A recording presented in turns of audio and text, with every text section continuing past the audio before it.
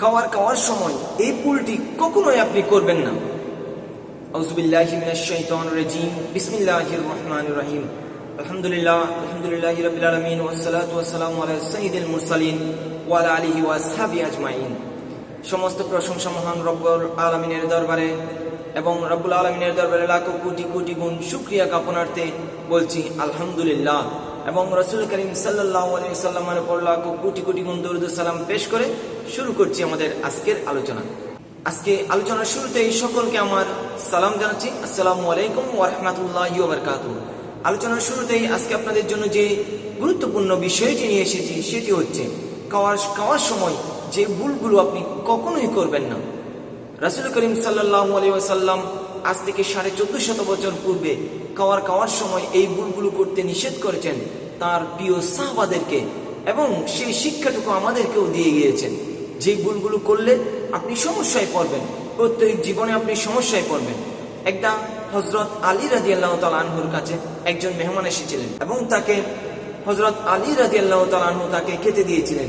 তিনি পেট ভর্তি করে খেলেন, খেয়ে তিনি বিদায় নিলেন এবং হযরত আলী রাদিয়াল্লাহু তাআলা আনহুকে তিনি দাওয়াত জানালেন, দাওয়াত করলেন তার বাসায় গিয়ে খাওয়ার জন্য। তিনি সেই দাওয়াতে সম্মতি দিয়ে আলী রাদিয়াল্লাহু তাআলা আনহু তার একজন প্রিয় বন্ধুকে নিয়ে সেই দাওয়াতে গিয়েছিলেন। দাওয়াতে যিনি দিয়েছিলেন তিনি অনেকগুলো খাবার তিনি হযরত আলী রাদিয়াল্লাহু তাআলা আনহুকে দিয়েছিলেন।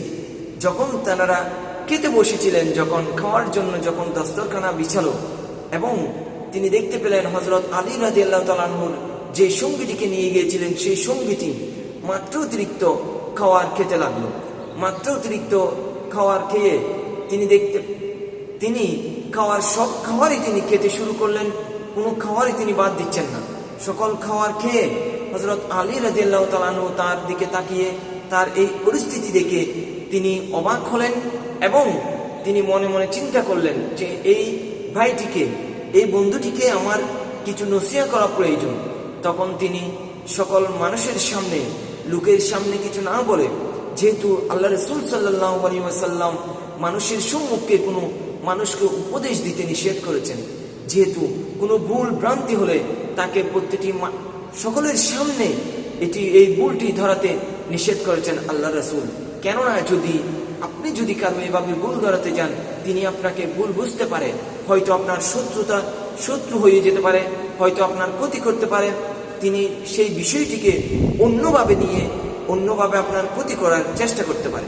তাই হযরত আলী রাদিয়াল্লাহু তাআলা যে বিষয়টি জানতেন, তিনি সেখানে অনেক মানুষের ভিড়ে তিনি তাকে উপদেশ না দিয়ে, তিনি যখন একা নির্জনে তাকে দেখা হলো তখন তিনি তাকে বললেন যে ভাই, তুমি এই বিষয়টিকে খুব নজরদারি করবে, যে তুমি আল্লাহ রাসূল সাল্লাল্লাহু আলাইহি ওয়াসাল্লাম বলে গিয়েছেন উদরাপত্তি করে না খাওয়ার জন্য, উদরপূর্তি করে না খাওয়ার জন্য।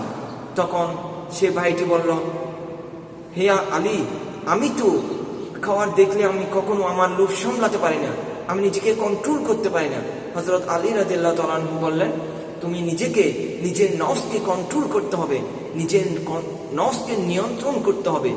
আমাদেরকে প্রত্যেককেই নিজের নফসকে নিয়ন্ত্রণ করা প্রয়োজন, কিন্তু আমরা নিজের নফসকে নিয়ন্ত্রণ করতে না পারলে অন্য বিষয়গুলোতেও আমরা অকার্যকর হব, আমরা ফেলিয়ার হব।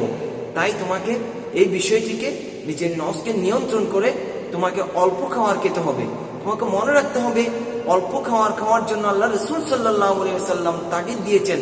আল্লাহ রাসূল সাল্লাল্লাহু আলাইহি ওয়াসাল্লাম সাহাবাদেরকে বলে গিয়েছেন, তুমি খাবার পেলে উদরপূর্তি করে সকল খাবার তুমি সাবাট করে দিলে, এটাই তোমার শরীরের জন্য ভালো নয়।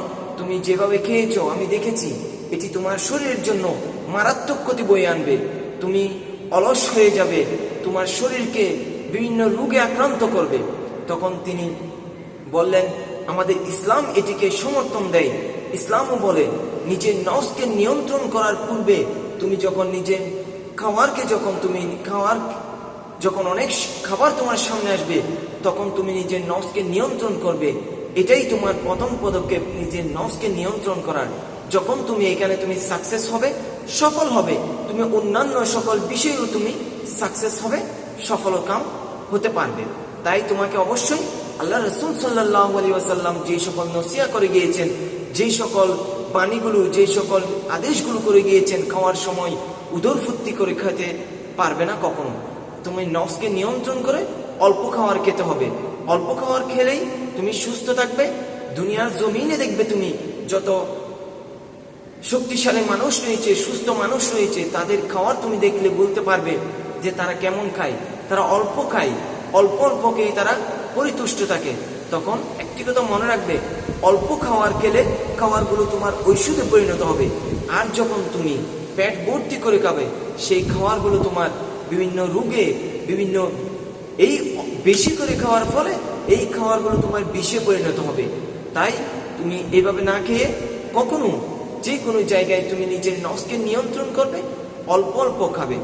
আল্লাহ রাসূল সাল্লাল্লাহু আলাইহি ওয়াসাল্লাম বলেছেন পেটকে 3 ভাগে ভাগ করতে, 2 ভাগ, 1 ভাগ খাবার, 1 ভাগ পানি, 1 ভাগ খালি রাখতে বলেছেন। তাই আমাদেরকেও এই আমলগুলো করা খুবই প্রয়োজন।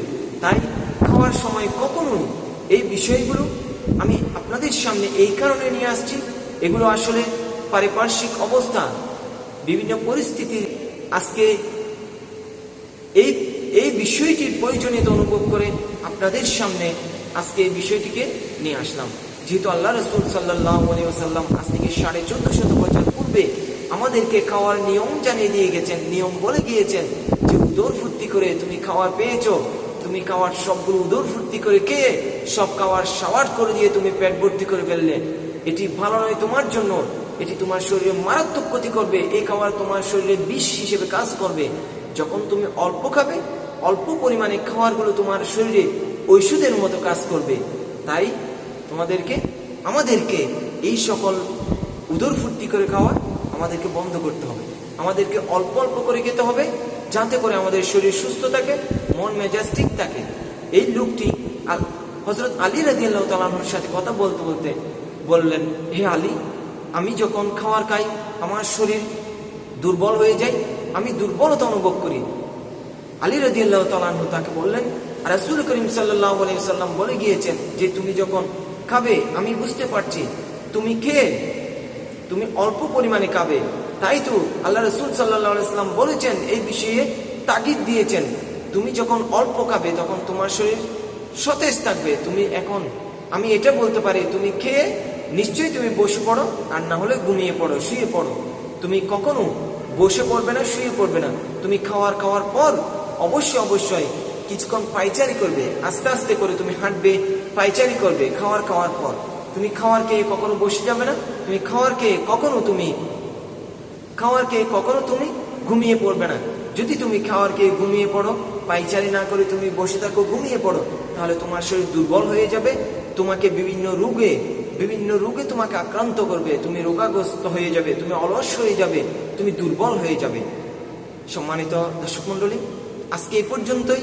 আল্লাহ পাক রব্বুল আলামিন আমাদেরকে নফসকে নিয়ন্ত্রণ করার জন্য তৌফিক দান করুন, আমিন।